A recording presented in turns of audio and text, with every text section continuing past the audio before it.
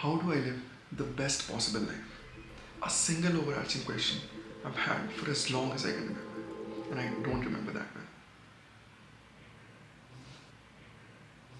But having gone through the Indian grooming process, the one in which you try to ace all of your exams from the start, try to get into an IIT, and then don't get into one. Exactly. Today, I record this video as a 26-year-old, reflecting upon all of the years lived and trying to put the best foot forward.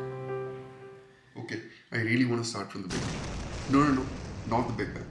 But when we come into this world, we are so unaware about anything and everything around us. It's a little too hard to imagine. But our biology defines what we seek. We want to get familiar. And us being so curious helps us understand the lay of the land. And as our familiarity increases, the anxiety seems to settle down. And in our baby minds, we start to develop a perspective. I really want to understand what makes us who we are. And could it be brought down to a couple of simple parameters? And it can. Who we are and who we are going to be is a result of two simple parameters: nature and nurture. Nature had already set its pattern. When your parents were like, "Abhi condom ka yaar." Oh, I'm kidding. In the 90s, we were only importing the important stuff. Okay, moving on. Nurture, however, and how our nature then reacts to it, sets the course for our perspectives for the next couple of years. And once we are out in the open, all we learn from is what surrounds us and what we are exposed to. So, which country are we born in? Which religion do our parents follow? Which school did we go to? How economically well-to-do our families are become extremely important parameters that shape us into the being that we become, and in turn, how we actually look at the world, the perspective. Moving a little further, as we enter adolescence, in a country like ours, most of us are so cocooned. Our parents literally do everything for us, and more often than not, until the time we are on the job, unless of course you've not been staying with them for a while. But the point being that the way we look at the world is not really developed enough yet. So our actions tend to follow societal dictates. Of course, they have gotten iteratively developed over years and years of cumulative knowledge. But things have changed so much in just the last 20 years. And it's not like historically we've been objectively living the way we should. Slavery was right around the corner. And we still don't treat women equally to this day. But just like the monkeys in the cage experiment, most of us do it because it's always been done that way. Meaning, we are so stressed about which stream to take as soon as our 10th boards are done. Prepare for boards with all our might, and it's entrance exams time. But somehow get into a good college, and before we catch our breath, we are on the lookout for jobs. Okay, some would say that the breath was 4 years long. But don't get me wrong, I've literally done the same thing, and I'd do it again in a heartbeat. The population of this country and the very few opportunities available make it such a difficult process for the youth, and especially for the non-privileged youth. Life becomes such a firefight in this country. So I want to stop for a moment, contemplate about all of these firefighting experiences, and understand what's actually important in life for me, for this genetic makeup. And since the following wise words had already been said a long time ago, that it's better to be at the bottom of the ladder that you want to climb rather than being halfway up the one that you don't. So, taking some time to decide which ladder is it going to be for me seems like a pretty good strategic step. Also, I don't want to be dumb enough to jump to conclusions with just 26 years of limited experience, and keeping in mind that how we feel, our priorities, and much more changes as we age. And retrospect is when we seem to have the best answers, or better answers rather. So I thought, what's better than taking advice from someone who's close to completing this journey called life? Their experiential view upon reflection could really enlighten us and provide us with a lens through which then we could try to see.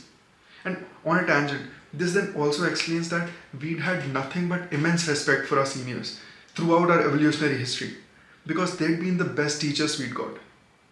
Now, when we do ask the elderly if there were things that they should have done differently, now that they've seen the tangible life journey of their decisions, apart from starting off with, "Keep it down, son," most of the regrets that they hold are about the actions they didn't take, the paths they didn't pursue.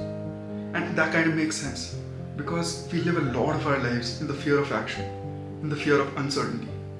Oh please, can't just be me. But trying to minimize regrets pushed me to explore and eventually led me to a mental model popularized by Jeff Bezos. It's called the Regret Minimization Framework. I've known about this model for a while and I so deeply believe in it. The idea is very simple. It's to prioritize long-term value and growth over short-term comfort and convenience. Imagining myself in the future and asking my future self, when I'm 40, 50, 60, including the non-multiples of that which decisions are going to cause me the least regrets, kind of sums up the model.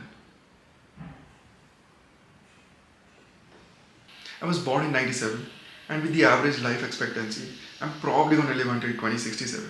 I mean, if I play my cards right. All of us are running against a clock, and letting the life just happen to us seems to be the worst way possible to live. I believe life is going to happen regardless, whether we have a map and a compass to guide through and make course adjustments, or let the flow take over the ship and we remain as passive riders. And all things starting with passive are bad. I only understood this when my girlfriend described me as It's just passive aggressive. just a second. Oh, it's the aggressive part she has a problem. Anyway, calming down. The flow is not decided for us. It's dependent upon the decisions that we take, which in turn depends upon the way we look at the world, the perspective. Now to bring over the nature and nurture bit. We didn't really have a control over the nature bit and the nurture bit for a while. But the wheel has been there in our hands for quite some time now. And as a captain, we must know which way and how much to steer. It then becomes our sole responsibility to build our perspectives in a way that we deserve to be a captain. No one's gonna push us onto this quest. This we have to realize for ourselves.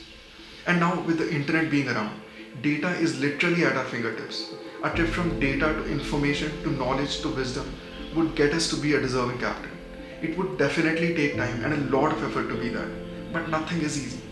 Apart from betting on the Indian cricket team to lose the finals or the semi-finals or any important team for that matter, if we are being honest. Now, this ladder of self-expression and self-actualization is kept up a two-step podium, which we have to climb regardless. It's quite similar to Maslow's hierarchy of needs, and I like to call this podium the foundation, upon which then everything else would be built. Health is wealth has gotten lost in the 21st century. Just being healthy is not gonna make me wealthy, I understand that, I'm not delusional. But health is a facilitator for almost everything else. Now, finance, career, and relationships make the next step of the foundation for me. But coming back to the foundation of foundations, unfortunately, we are not going to live forever. There's only so much time we've got. And all of our life years are not going to be very consistent. As the hardware peaks in our 20s and it continues towards a downward slope. Since the time is so limited, health is the only key that can increase it in the realm of possibility or increase our capacity to experience life to the full extent. So I want to dedicate this year to setting up a protocol and a roadmap for being in the best health possible throughout my life. I'd be using the immense info available on the internet in terms of YouTube videos, podcasts, medical journals and the like by the pioneers in the field, vetting it through building my own understanding and would objectively judge it through radiology, pathology and performance tests. By the end of this journey, I want to participate in some of the difficult challenges, starting off with a half and a full marathon. So stay tuned.